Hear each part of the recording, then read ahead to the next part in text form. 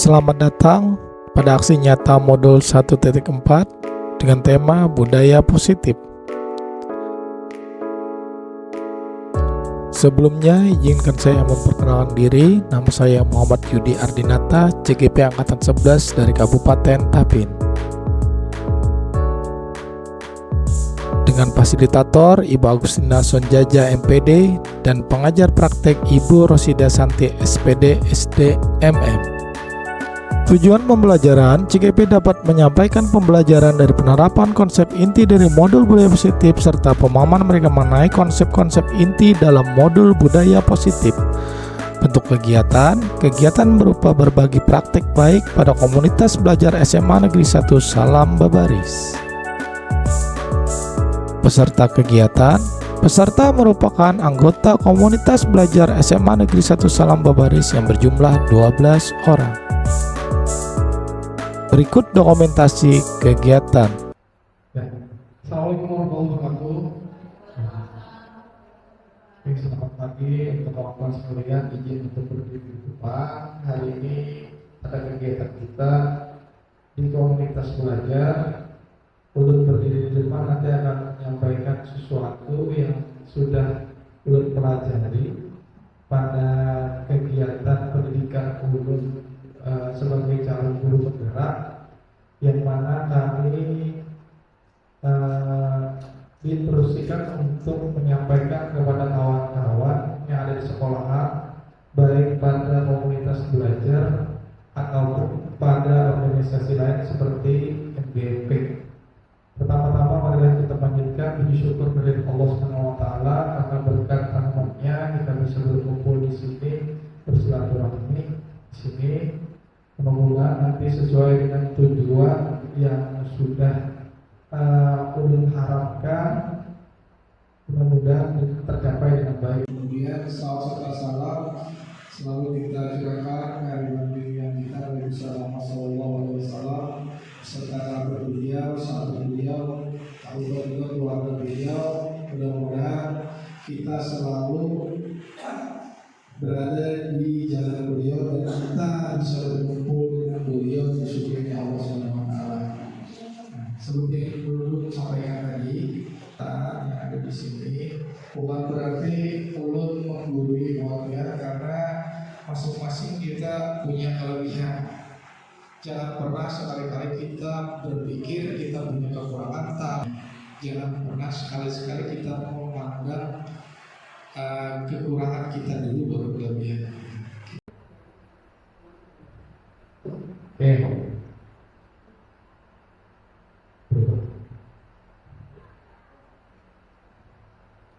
Nah, Muhammad terlihat jelas. Di sini sekarang lagi rame-ramenya nih dengan jargon baru berbagi praktik baik. Dalam biasanya kita peribahasa atau apa. Sekarang dipakai kata berbagi praktik baik, karena sesuatu yang dibagikan di dalam sini pasti tentunya lebih baik. Untuk temanya hari ini kita akan coba membahas budaya positif. Nah, dua kata yang sering kita dengar, namun kadang-kadang kita lupakan. Kira-kira dari budaya itu apa artinya? Budaya gimana kalau bukan budaya? Budaya itu tradisi, ya teman-teman, betul. Budaya itu sesuatu kebiasaan. Positif itu berarti sesuatu hal yang baik. Nah, di sini ulun berusaha menjabarkan budaya positif itu merupakan sebuah nilai kebajikan yang menjadi keyakinan dan pada akhirnya menjadi karakter atau ciri khas dari sebuah komunitas atau lembaga. Kenapa di sana ada kebajikan? Berkaitan dengan positif tadi, jelas nilainya tentang kebajikan bukan kejahatan. Kemudian kenapa di sana menjadi keyakinan bukan kesepakatan atau bukan peraturan? Agama itu kita sepakati kan? Atau kita yakini? Nah, kalau agama yang ini, makanya kata yakin itu nanti membuat kita secara tidak langsung tidak lagi berpikir seperti kebiasaan kita. Tidak sholat itu nanti berdosa, tidak itu lagi. Sholat itu merupakan sudah satu kebiasaan kita terhadap Sang Pencipta. Bukan memikirkan lagi, aku kena bila aku ada sholat, aku berdosa. Kemudian sesuatu keyakinan itu nanti menjadi sebuah karakter yang telah saya sampaikan tadi. Kita kalau berhubungan dengan agama tadi, sholat itu bukan lagi berhubungan dengan kalau tidak mengerjakan nanti seperti ini, bukan lagi. Tapi menjadi sebuah karakter secara tidak langsung. Bangun tidur kita mendengar orang aja, waktu ini sholat subuh. Tidak lagi memikir, aku kalau tidak sholat subuh nanti tidak berdosa. Aku kalau sholat subuh dapat pahala, tidak lagi seperti tersebut. Nah begitu juga nanti yang akan dicoba kita terapkan, mudah-mudahan bisa nanti setelah kita ini. Kemudian menjadi ciri khas dari sebuah komunitas atau lembaga. Komunitas yang dimaksud di sini mungkin kalau di tempat kita ini sekolah. Ya, terlihat guru sekali ya. Seorang guru yang baik harus memiliki kemampuan dalam mewujudkan budaya positif di sekolah. Ternyata inti dari budaya positif di sekolah itu adalah seorang guru, bukan orang lain, bukan dari murid, tapi dari guru awalnya yang akan ditularkan kepada murid. Kemudian di sini ulun coba sampaikan juga budaya positif akan bisa kita jalankan, akan bisa kita terapkan jika kita memahami 4 item di sini. Yang pertama dulu disiplin positif. Yang kedua nanti ada motivasi perilaku manusia berkaitan dengan hukuman atau penghargaan. Mungkin Bapak Ibu sudah pernah dengar tuh bedanya antara hukuman dan penghargaan. Selanjutnya ada posisi kontrol seorang guru. Nanti juga akan menjabarkan setelah ini. Yang terakhir, pembuatan keyakinan sekolah atau kelas dan penerapan segitiga restitusi dalam penyelesaian masalah. Keyakinan sekolah atau keyakinan kelas, apakah Bapak Ibu sudah pernah melakukan? Keyakinan kelas itu yang kita kenal kesepakatan kelas. Belum rasa kemudian sudah pernah terkait pembuatan yang kemarin apa? Ya yang kemarin kalau kita kesepakatan kelas di penilaian kinerja PMN. Berarti buat Bapak Ibu sudah pernah melakukan ini dan belum merasa tekniknya pun masing-masing sudah Bapak Ibu pahami kayaknya. Disiplin positif itu, coba jelaskan dulu, merupakan cara penerapan disiplin yang mengajarkan anak untuk bertanggung jawab, kemudian menumbuhkan kesadaran diri berdasarkan nilai-nilai kewajiban. Jadi tanggung jawabnya dulu ditumbuhkan, baru kesadaran dirinya. Selanjutnya di sini juga disiplin positif lebih ke arah disiplin diri yang dapat mengontrol diri dalam melakukan segala tindakan. Sudahkah Bapak Ibu bisa mengontrol diri Bapak Ibu dalam setiap tindakan? Misalkan menemui anaknya nakal langsung marah-marah, apakah seperti itu? Atau langsung temperamental? Atau langsung menyuruh Ustaz? Langsung diterkeleng atau Arbi? Biasanya. Atau tergantung muridnya, atau tergantung moodnya Bapak Ibu di rumah biasanya. Biasanya tergantung mood ya. Mudah-mudahan kita nanti bisa mengontrol diri kita walaupun mood kita pada saat itu sedang kurang baik. Kemudian juga di sini disiplin diri itu bisa membuat murid memahami, menyadari berdasarkan motivasi internalnya nanti, bukan akibat paksaan, bukan akibat pujian atau hukuman. Artinya bukan dipaksa, bukan karena dipaksa, datang ke sekolah pagi itu bukan karena dipaksa. Kemudian datang pagi itu bukan karena minta dipuji. Dan datang pagi itu bukan karena menghindari hukuman. Nah, itu nanti yang coba kita pikirkan bersama-sama untuk sekolah kita. Motivasi perilaku manusia itu ada 3. Yang pertama dulu untuk menghindari ketidaknyamanan atau hukuman. Pernah Bapak Ibu lihat murid kita? Pernah? Untuk menghindari ketidaknyamanan atau hukuman, dia melakukan hal tersebut. Contoh misalkan mengerjakan PR, dia mengerjakan PR karena takut dihukum kalau tidak mengerjakan. Kayaknya sering terjadi ya, sering. Kemudian kedua, untuk mendapat imbalan atau penghargaan dari orang lain, datang pagi biasanya, datang pagi itu catat poin positif, minta catat poin positif, datang-datang.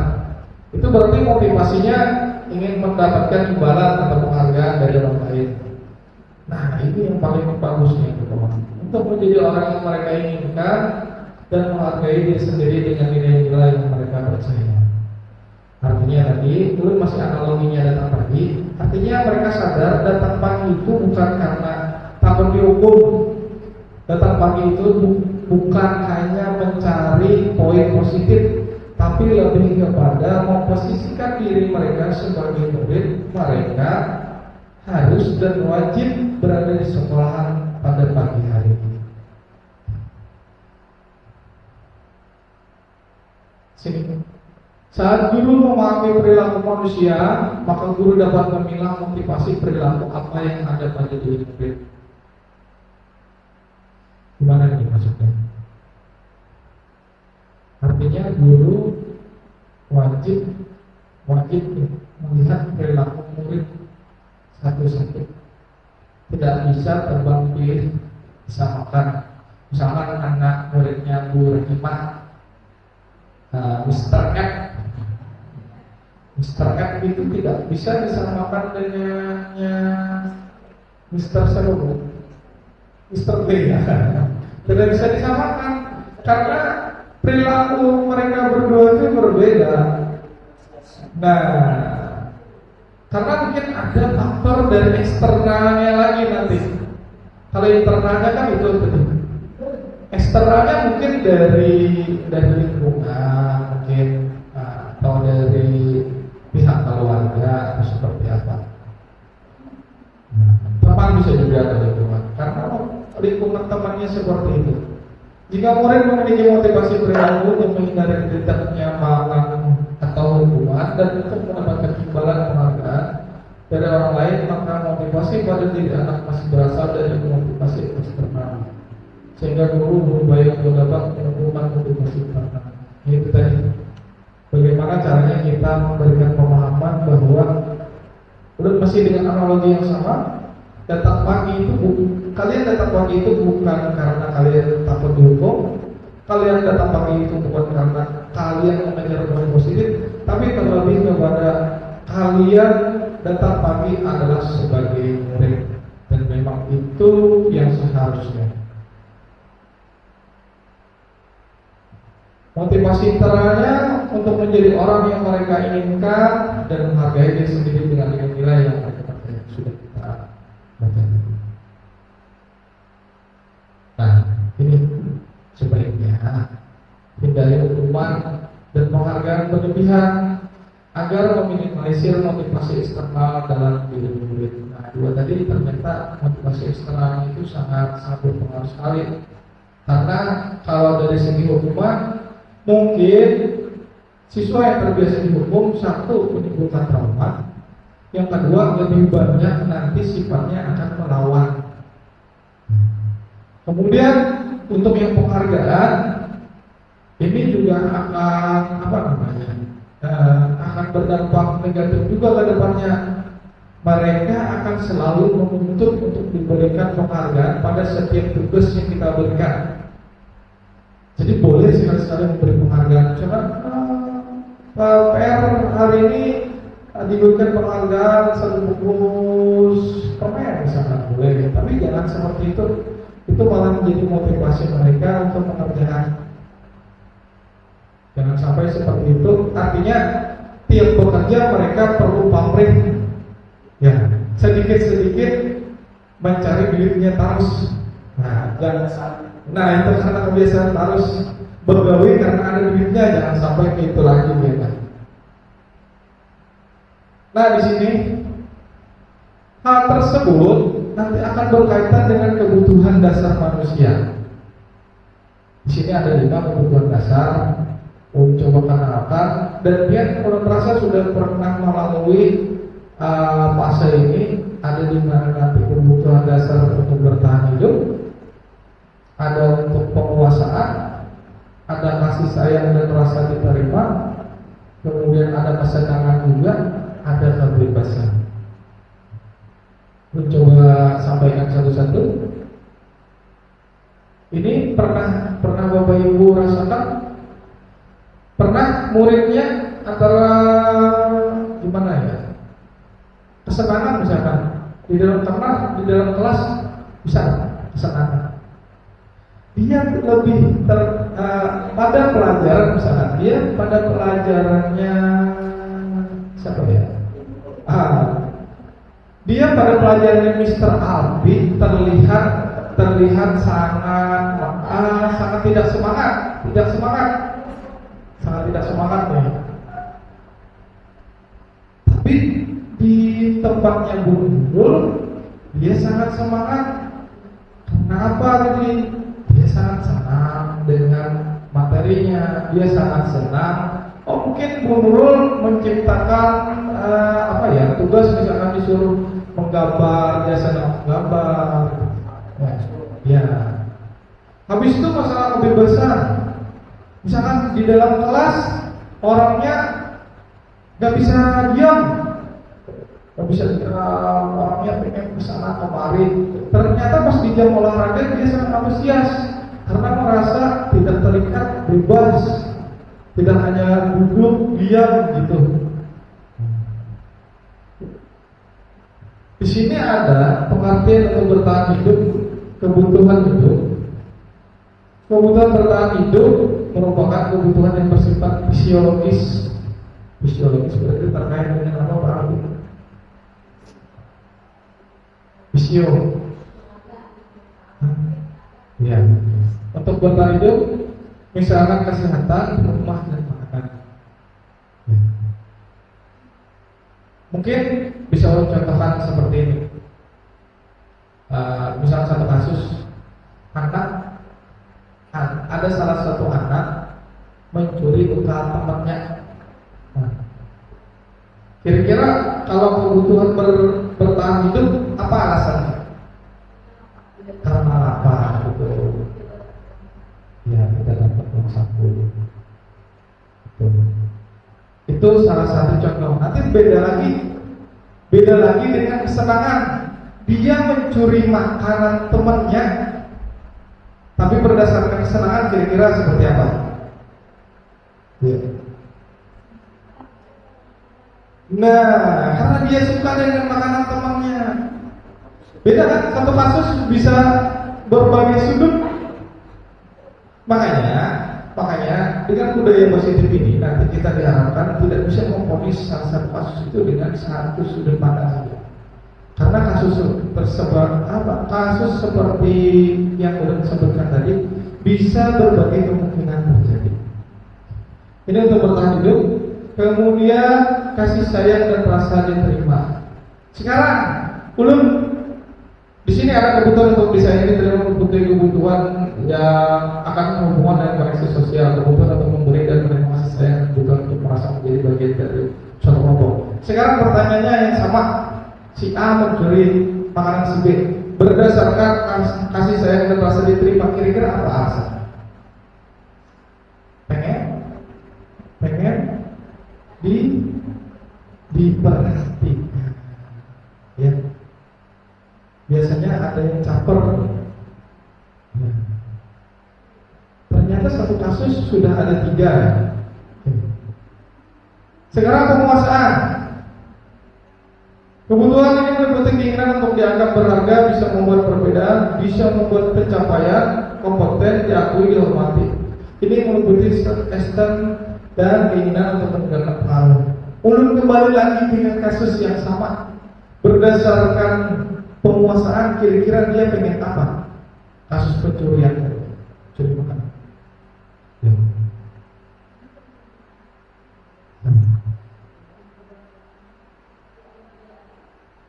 Kalau dianggap biasa dari kasus ya. Penguasaan itu pengen diakui.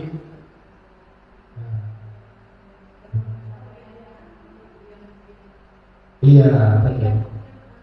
Mengambil punya orang itu target dia, ya. Suatu pencapaian. Nah, lebih dikenal tadi. Nah, itu betul. Merasa hebat bisa. Mungkin juga dengan mencuri, temanku nggak bakalan lapor juga karena takut dengan aku kan. Ternyata, nah kebebasan, kebutuhan untuk bebas adalah kebutuhan akan kemandirian, otonomi, memiliki pilihan dan mampu mengendalikan arah hidup seseorang. Karena kebebasan. Kalau dengan kasus yang tadi terkaitan dengan kebebasan apa? Bebas. Itu. Ya bebas. Iya, ya dia bebas artinya melakukan apa aja. Dia bebas berbuat tadi, betul. Artinya tidak ada aturan. Terserah gue, bahasa kita.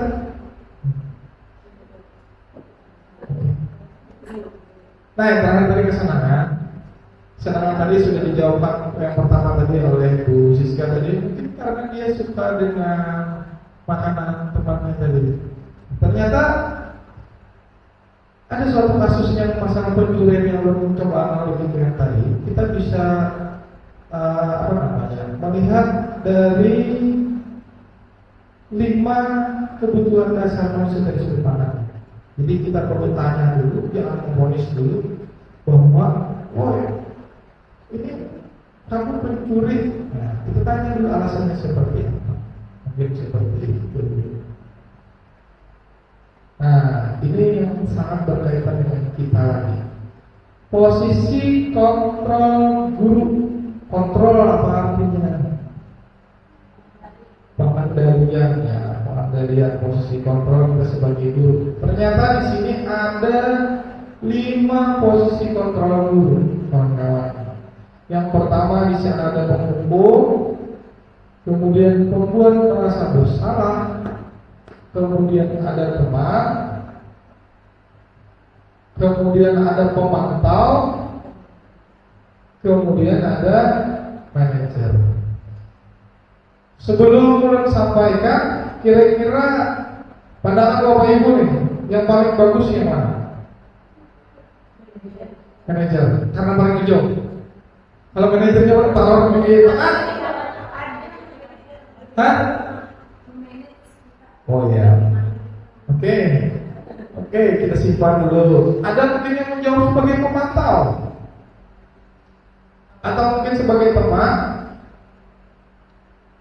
Ada sebagai teman? Bisa, teman kan bisa. Oke. Kalau kita coba tanpa melihat dulu lah, kita bagi. Kira-kira yang mana yang bisa kita pakai di antara 1 sampai 5? Boleh lebih dari 1? Yang boleh kita pakai, ulangi. Yang boleh kita pakai posisi kontrol dulu, ayo. Teman kira kamu jelas aja, oke. Iya, oke. Pemantau yang adalah oke. Pak Alpi, kata Pak Alpi tadi, penghukum boleh nggak Pak Alpi? Oke, bersimpan, penghukum boleh. Pembuat merasa bersalah yang seperti apa itu?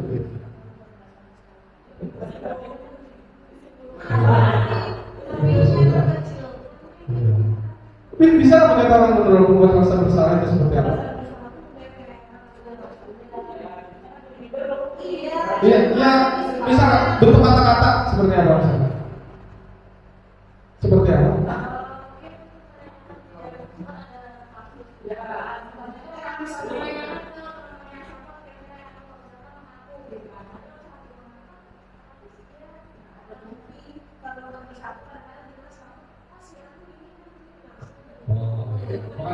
Mungkinnya oke, ngomong.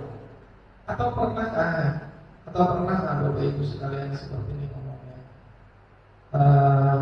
Mah, Pian sudah mau ulah ibu kecewa. Apakah itu bisa disebut membuat merasa bersalah? Pian mau ibu kecewa. Pian sudah merusak nama baik sekolah. Pian sudah mengecewakan keluarga. Apakah itu membuat merasa bersalah? Kita lihat. Oke, di sini ada tabel. Di sini ada motivasi eksternal dan motivasi intrinsik. Kemudian ada identitas gagal, ada identitas sukses. Perilaku kontrol negatif, perilaku kontrol positif, dan kontrol diri. Ternyata ini ada pembagian. Di sini sudah ada contoh misalnya penghukum. Guru berbuat menghardik, menunjuk, menyakiti, menyindir. Nah, ini sudah termasuk menghukum tuh. Pembuat merasa bersalah itu berceramah panjang lebar, dua pemain. Kemudian ada temannya, kalau sebagai teman kita membuat alasan untuk murid-muridnya. Contoh misalkan ada satu anak, saya nggak hadir terus tiap hari. Kawan-kawannya tanya, kita berusaha menutupinya. Ini lagi ada kegiatan keluarga, sakit. Itu kita sebagai teman nanti. Kalau sebagai pemantauannya menghitung dan mengukur berbagai sudah berapa poinnya. Kalau manajer mengajukan pertanyaan-pertanyaannya itu terkait nanti kepada perbaikan untuk diri muridnya itu. Kemudian itu guru berbuat, sekarang guru berkata, ini kebiasaan guru ini cuma contoh ya. Kalau kamu tidak melakukannya, saya akan contoh misalnya. Bila pihak yang menggawe PR, ibu hukum tunjukin. Habis itu membuat rasa bersalah gitu tadi. Kamu sudah mengecewakan ibu atau bapak. Teman, lakukan demi bapak ibu.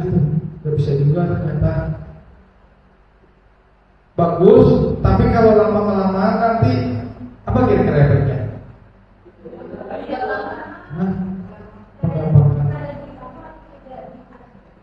Itu bulan. Kita bisa jadi teman siswa, tapi tidak selamanya kita menjadi teman murid ya atau siswa tadi. Kita pernah sekali-sekali kan, misalnya kayak ikut kegiatan 17-an, ayo Pak, demi ibu demi ibu biar tempat boleh sekali-sekali, tapi tidak bisa demikian seterusnya. Nanti lama-lama akan manja.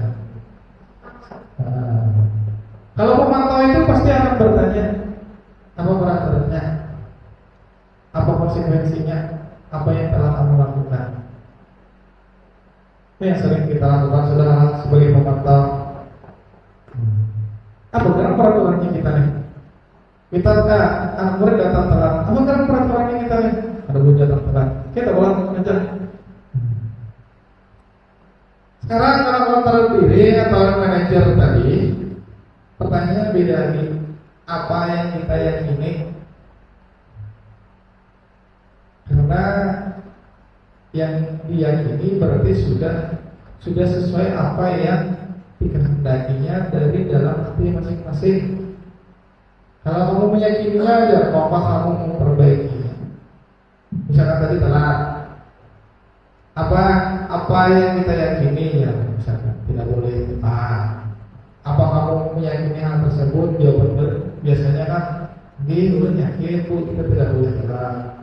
Kalau kamu meyakininya, kamu jawabannya pasti kan nanti ibu udah besok ada telat lagi. Ini mungkin lebih kepada perbalnya antara dari ujung ke ujung diperhalus. Bagaimana cara penyampaiannya? Tapi kadang-kadang ulun tidak menyalahkan juga. Kadang-kadang yang namanya kita guru sebagai manusia umumnya tadi, kadang-kadang kita yang sudah kita terbiasa di positif sini, kita kadang-kadang nyeletuk kan paling depan situ. Ya, saya tidak menyalahkan sebelumnya karena kita manusiawi. Di sini hasilnya nanti ada memberontak, menendam, menyalahkan. Kalau pembuat masalah tadi ada menyembunyikan, menyangkal, berbohong. Kalau teman tadi ketergantungan tadi kan sudah buat biar prediksi tadi anak itu nanti ketergantungan. Kemudian pemantau menyesuaikan bila diawasi. Bila diawasi gue harus kali diawasi ya doang. Iya jujur. Kada bacinya. Nah, baju ya jual. Kalau ada kita, baju, masuk. Yang diharapkan itu, yang dimana ini menguatkan watak atau tantan.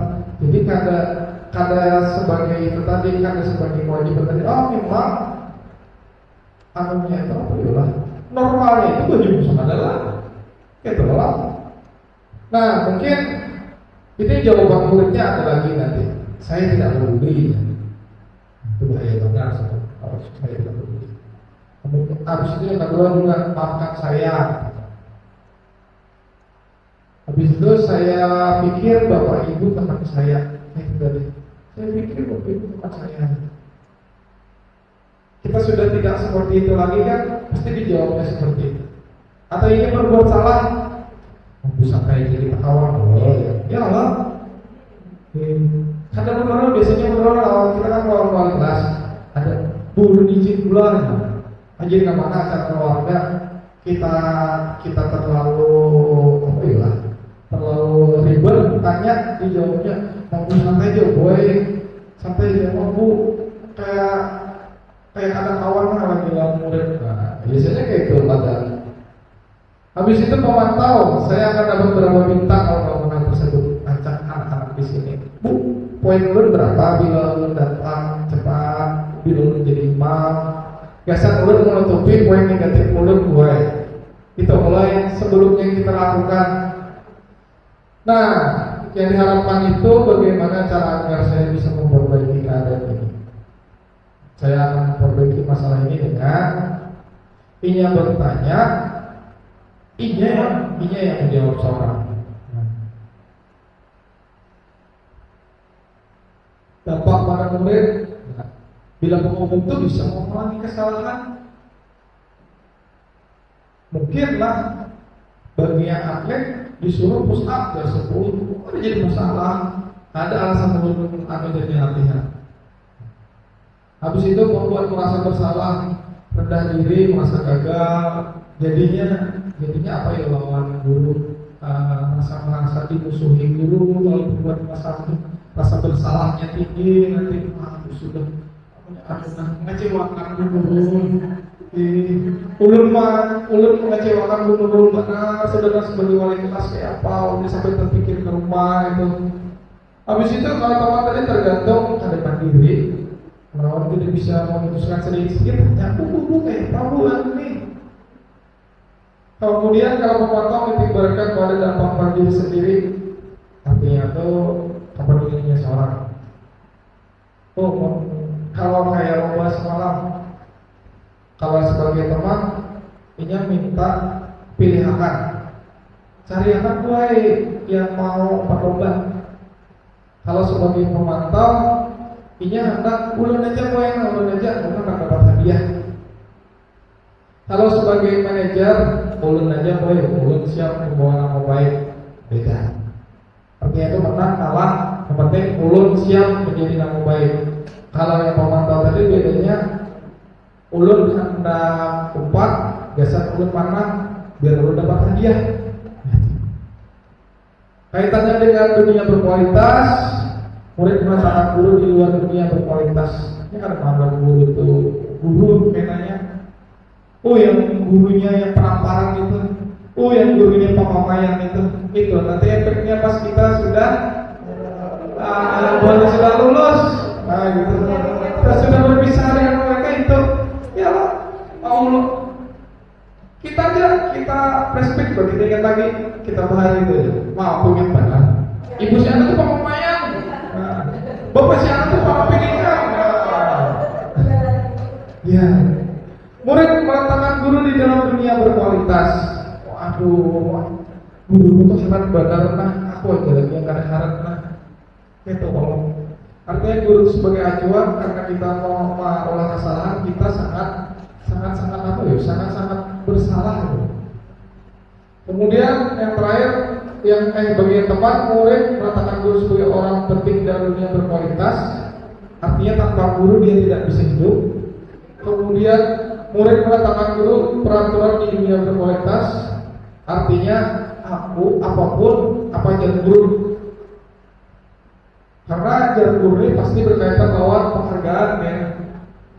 Yang terakhir, murid mengatakan dirinya sebagai individu yang positif dalam dunia berkualitas. Artinya tidak ada kaitannya dengan guru. Guru hanya sebagai pendamping dan dia bisa berdiri sendiri. Nah, ternyata sesuai dengan prediksinya guru, posisi yang paling baik itu dan paling sesuai adalah manajer. Yang kita harapkan demikian, walaupun kelihatannya ini sangat berat kita mulai, tapi minimal dengan hal yang paling kecil, misalkan pas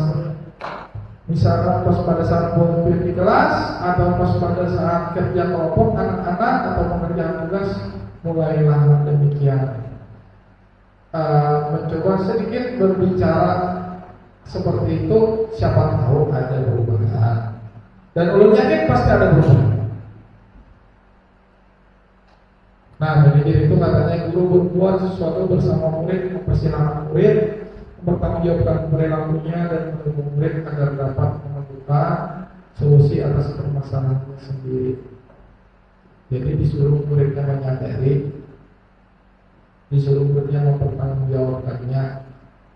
Kemudian kita dukung dia menemukan solusi. Jangan kita yang mencarikan solusi. Contoh, misalkan kayaknya datang telat, jangan kita suruh bangun lambat. Kui tadi kan suruh bangun nih, jangan itu. Coba tahu nih aja, caranya supaya biar bangun langsung, dia pasti bisa menjawab. Pakai alarm pakai, bisa lah pakai alarm. Mau selama ini karena kawat, terus mau supaya kawat, para kakak pikir tadinya lain. Insya Allah kalau kita cecar terus dengan pertanyaan yang menyemangatinya, tapi tidak menyudutkannya, insya Allah mau si murid ini pasti akan bisa menemukannya sendiri. Dia lebih bangga mendapatkan solusi dari diri daripada mendapatkan solusi dari orang lain. Merasa kita juga demikian. Nah, biasanya yang dari diri sendiri dia dikerjakan. Jujur kata posisi tadi, posisi manajer mengacu pada restitusi yang dapat menjadikan murid sebagai manajer bagi dirinya sendiri sehingga tercipta identitas berhasil bagi diri murid. Ada kata restitusi. Restitusi ini kalau di dalam pendidikan itu bagaimana caranya memperbaiki kesalahan, kemudian mengingatkan dia akan keyakinan kelasnya nanti, dan terakhir bagaimana kita mengarahkan untuk dia mendapatkan solusinya. Selanjutnya di sini ulun tadi berapa kali sudah berbicara tentang keyakinan kelas atau keyakinan sekolah, bisa keyakinan sekolah, keyakinan kelas atau kesepakatan kelas yang telah kita kenal selama ini. Di sini yang pertama dulu, guru berperan dalam mewujudkan terbentuknya keyakinan sekolah atau kelas dengan adanya kesepakatan antara guru dan murid. Jelaslah guru berperan. Sebagai apa guru kira-kira? Sebagai apa? sebagai pembuka dulu. Kira-kira apa saja yang mau disampaikan untuk hari ini kesepakatan kelasnya? Pasti guru kan yang memulai. Kemudian juga guru sebagai moderator. Moderatornya seperti apa? Misalkan ada beberapa keyakinan kelas, kita sepakati aja hari ini pembelajarannya ada berapa keyakinan, misalkan 10 aja. 10, di sini ada 15. Nah, di 15 ini yang mana kira-kira kita sederhanakan atau kita gabung seperti itu. Untuk muridnya, keyakinan sekolah kelas berupaya bertanya pertanyaan universal yang mudah diingat, dipahami dan harus diterapkan dalam lingkungan sekolah. Apakah itu jelas? Yang tidak jelas keyakinan kelasnya. Contoh misalkan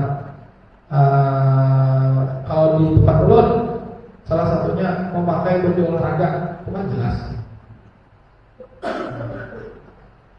Nah ini yang terakhir kalau tidak salah.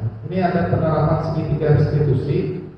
Jadi sebenarnya segitiga restitusi itu ada 3 bagian seperti segitiga yang mana satu kesatuan dan memiliki keterkaitan. Tahapannya ada menstabilkan identitas. Stabilkan identitas itu penyampaian kepada dia apakah memang dia telah berbuat demikian. Kemudian apakah itu benar atau salah. Kemudian itu divalidasi tindakan yang salah tadi apakah benar atau salah. Kemudian yang terakhir menanyakan keyakinannya itu yang sudah jujur atau ada yang gaul. Kayak apa? Kesepakatan kita sebelumnya. Tujuannya adalah menghasilkan murid yang mandiri dan bertanggung jawab. Ini pengalaman ulun sedikit aja di sini penyampaian pengalaman. Nah di sini ulun di lapangan. Ini teknik ulun untuk teknik borpian terserah. Boleh seperti apa saja. Ulun mencoba berbicara kepada murid di sini. Ulun kasih kertas. Nanti borpian bisa pakai kertas sticky note atau post-it atau yang kertas plano itu nanti yang ditempel-tempel boleh. Misalkan sekali sebulan bagus lagi tiap kali masuk misalkan. Ulun coba membagikan kertas, menulis minimal 1 aja, dan kemudian mereka membacakannya. Dan kebetulan pada hari ini siswa yang paling dekat dan dia tidak memakai baju, tidak membawa baju olahraga. Itu kemarin izin ambil baju olahraga. Jadi ulun suruh membuat keyakinan kelasnya 2 sesuai apa yang dilakukannya hari ini.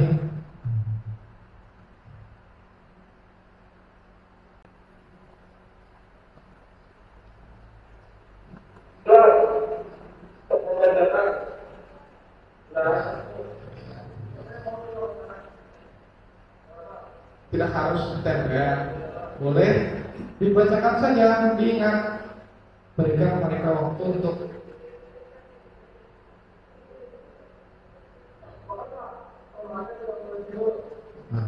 olahraga tidak boleh tidur, sepakat.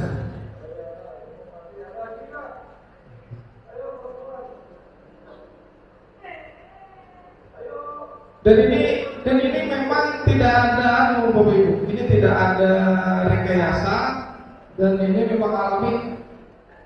Ini tidak ada rekayasa, tidak ada pengaturan adegan, tidak ada. Ya. Dan memang enak seperti itu. Mereka secara alami.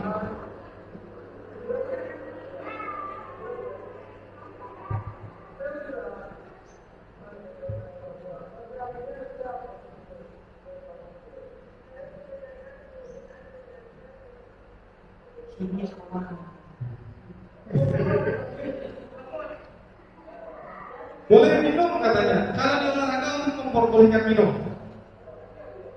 Dan sebenarnya setelah wajib minum itu. Sosiologi boleh. Alhamdulillah. Untuk seragam tuh pelajaran lain boleh. Bahasa Inggris boleh Pak. Oke. Pojoknya makan. Oke. Permen boleh nggak permen? Oh tidak boleh. Karena tidak bisa berbagi kan? Oke, itu tadi selama dia dua buah. Tadi dia menyampaikan tidak ada tepat waktu dan apa ya, harus membawa baju olahraga.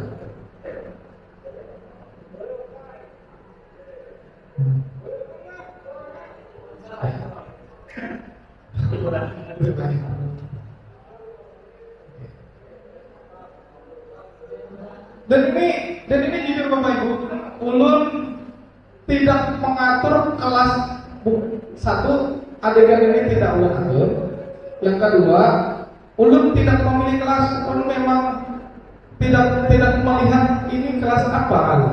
Kalau kita kan biasanya memilih kalau mau supervisi berebut biasanya kelas 11A ya kalau dulu 11A permintaan 11A. Nah yang ulun harapkan tidak ada demikian nanti sembarang bedanya.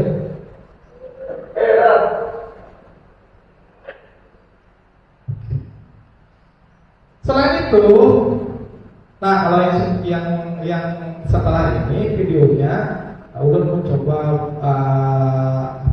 membuat suatu video. Ini memang ulun buat dan memang adegannya diatur. Video tentang sebuah restitusi terhadap dua kasus.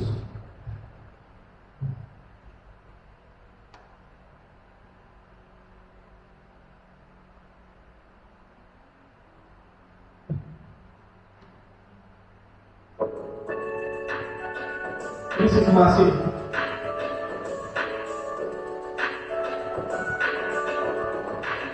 Ini kasusnya bajunya tidak rapi kan pakai sabuk.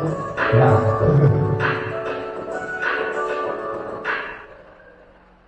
Selamat pagi Sofi. Baiklah. Bapak nanti mau kamu ke ruang Bapak ya sebentar ya. Ini siapa? Oke, siap. Nanti Bapak tunggu. Kalau ini adegannya mau diatur Bapak Ibu. Tapi siapa tahu nanti kita mau Ya, selamat masuk Sofi. ini yang disebut restitusi. Oke, terima kasih Sofi. Kamu telah mau datang ke sini. Seperti yang telah saya janjikan tadi, saya perhatikan kamu pagi tadi datang terlambat. Kemudian baju kamu terlihat tidak rapi, lalu kamu tidak memakai sabuk. Bisa diceritakan nggak kepada Bapak apa yang terjadi? Bapak, saya terlambat karena kesehatan dan saya lupa memakai sabuk. Terima kasih atas lanjut Sofi. Sekarang mari kita coba memahami situasi ini. Bagaimana sih perasaan kamu tentang datang terlambat, kemudian pakaianmu tadi terlihat tidak rapi? Saya merasa malu dan tidak pernah. Ini saya mengerti. Sekarang bagaimana kita memperbaiki itu ke depannya? Karena saya rasa semua orang itu pernah melakukan kesalahan. Menurutmu, mengapa datang tepat waktu, kemudian juga berpakaian dengan rapi, itu merupakan sesuatu hal yang penting bagi seorang itu.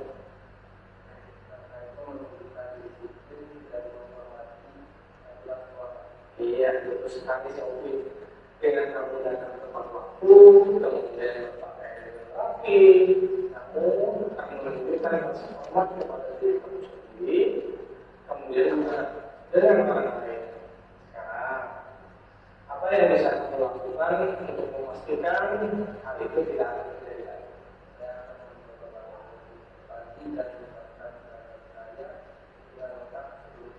Oke, rencana yang bagus. Saya percaya kamu bisa melakukannya. Jika kamu butuh bantuan atau ada masalah, kamu bisa menghubungi Bapak. Kamu juga bisa menghubungi guru yang lain. Jangan ragu untuk berbicara ke Bapak, kemudian jangan juga ragu untuk berbicara kepada guru yang lain. Oke, baiklah Sofi, saya senang kamu telah jujur dan juga kamu memperbaiki itu.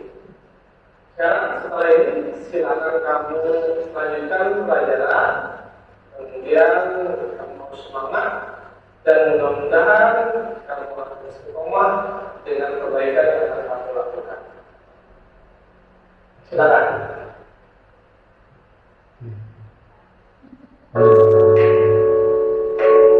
Ada refleksi.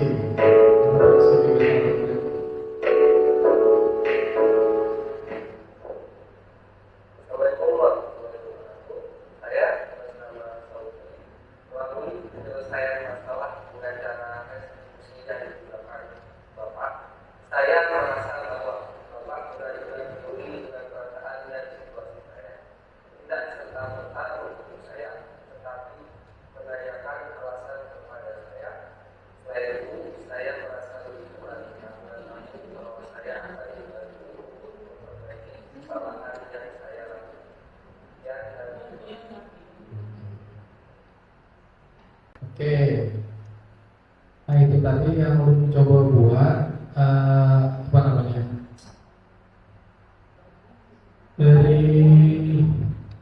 Dari semua kasus yang diharapkan guru itu tidak hanya sebagai langsung memvonis, oh kamu itu salah, tidak seperti itu, tapi lebih kepada menanyakan kenapa, kemudian sebaiknya seperti apa, dan selanjutnya bagaimana, seperti itu. Kalau ketiganya itu kita lakukan, belum yakin kita akan lebih memanusiakan manusia, seperti tujuan pendidikan sebetulnya. Di sini kan ada pertanyaan. Nah, sini ada studi kasus. Ayo kita baca kitab kami sama-sama. Bu Dani sedang menjelaskan pelajaran bahasa Inggris di papan tulis. Namun beliau memperhatikan bahwa Fajar malah tidur-tiduran dan tampak acuh tak acuh pada pelajarannya. Fajar coba jawab pertanyaan nomor 3. Maju ke depan dan kerjakan di papan tulis. Fajar pun tanpa malas-malasan maju ke depan dan sampai di depan papan tulis pun Fajar hanya diam terpaku sambil memegang buku bahasa Inggrisnya dan memainkan spidol di tangannya. Ayo Fajar, makanya jangan tidur-tiduran. Lain kali perhatikan. Sudah sana duduk kembali. Kira-kira siapa yang bisa? Fajar pun kembali duduk di bangkunya. Hal seperti ini sudah seringkali terjadi pada Fajar, seperti tidak memperhatikan acuh tak acuh dan nilai-nilainya pun tidak terlalu baik untuk pelajaran bahasa Inggris. Pada saat ditegur oleh Ibu Dani, Fajar hanya menjawab, tidak tahu Bu. Ibu Dani pun menjawab diri.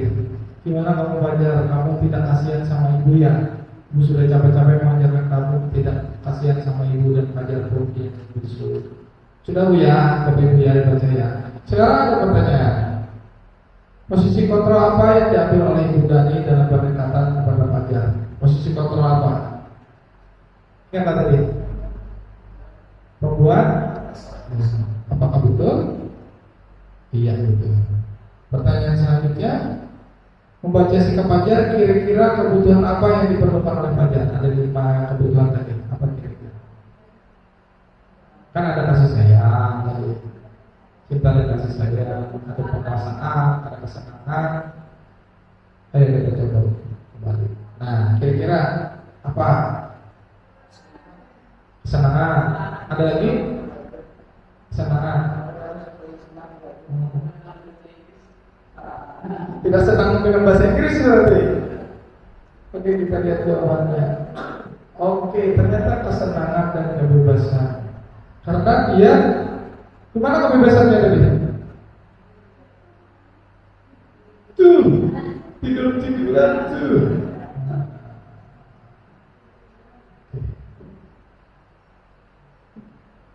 Nah, bila mana Ibu Dani mengambil posisi pemantau, masih kan Ibu posisi pemantau tadi? Apa yang akan dilakukan atau dikatakan olehnya? Pertanyaan-pertanyaan seperti apa yang akan diajukan? Terus saya jelaskan ya. Diajukan aja pertanyaan. Kira-kira nih, kalau sebagai pemantau, Fajar, kamu tidur Fajar. Ada lagi? Kamu sedih-sedih. Apa lagi? Jawabannya Fajar, apakah kamu tahu aturan di kelas? Kan tadi pemantau menyampaikan aturan. Kenapa kamu tidur-tiduran di kelas? Kamu tahu sanksinya. Kalau manajer, kalau kata-kata manajer, misalkan soalnya tidak seperti itu, manajer? Kamu?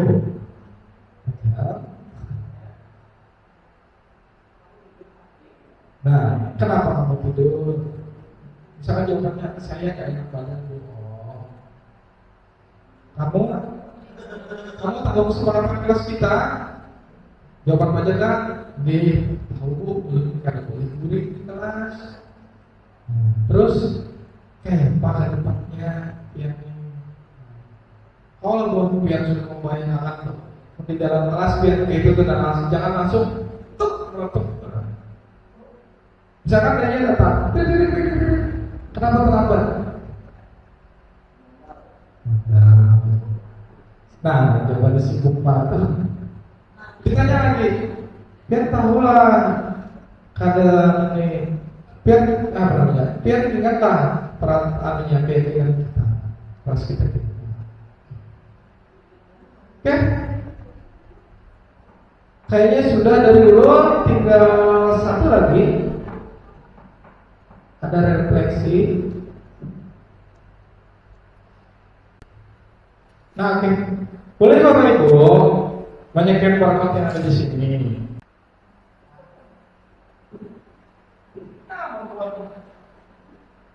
Nah, bisa baca jawaban berlebihan.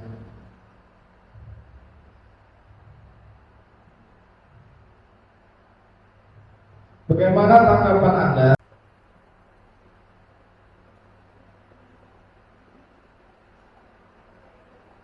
Bagaimana tanggapan Anda tentang materi beliau di sekolah, beliau di saat membuat sebagai guru atau sekarang bahasa TBK? Berarti artinya tidak hanya di sekolahan, berarti pembelajaran yang bermakna. Manul, materi beliau sangat penting dipahami oleh guru agar guru berperilaku positif bagi diri sendiri dan hidupnya. Bawahnya ada lagi, tidak bisa digeser ya.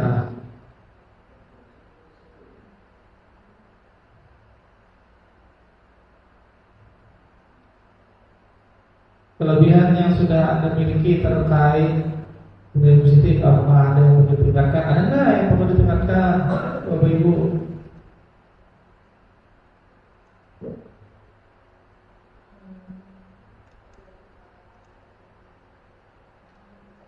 Itu Pak, Yang di samping nih, lain lain. itu samping jawaban itu Pak. Peramatannya. Oh iya lucu. Kemudian, budaya positif merupakan gerbang dalam menetapkan siswa yang sesuai dengan nilai-nilai Pancasila dan kurikulum merdeka. Tidak hanya kurikulum merdeka, tapi kurikulum semuanya. Benar, baik. Ya, alhamdulillah, benar baik. Lalu Kiki sangat inspirasi dan sangat guna dia itu pada perilaku positif. Kenapa? Itu berarti Elina mengklik, itu kan pertanyaannya ada 3 di atas tuh, kalau kita terus tergeser berarti. Apa? 1, masukkan dan saran terhadap penerapan budaya positif. Nah, ini yang paling penting menurut. Hendaknya pemahaman materi ini terus lanjutkan ke seluruh pendidik. Pembiasaan budaya positif dapat menumbuhkan disiplin positif sekolahan. Masukannya materi disosialisasikan kata Pak nih pada semua warga sekolah agar sekolah dapat berkontribusi dan memberikan karakter sifat. Hanya siapa nih? Supaya dalam kehidupan pemahaman budaya positif. Nah, ada lagi? Bu Siska ada? Oke, nggak apa-apa. Terima kasih banyak. Terima kasih atas waktunya. Mohon maaf kalau ada salah kata. Materi yang hari ini terasa sama-sama sangat perlu kita pakai karena lebih enak. Dan poinnya, budaya positif tidak hanya bisa dilakukan di sekolahan, tapi juga kata Pak Rasid tadi itu bisa juga di kehidupan sehari-hari dan mudah-mudahan bisa dipraktikkan dengan anak anak-anak kita di rumah. Karena kita di rumah juga sebagai guru, karena rumah merupakan madrasah pertama di kehidupan. Oke, demikian saya mohon maaf. Ulun terima kasih sekali atas waktu buat pihak seberapaan. Mengakhiri, assalamualaikum warahmatullahi wabarakatuh.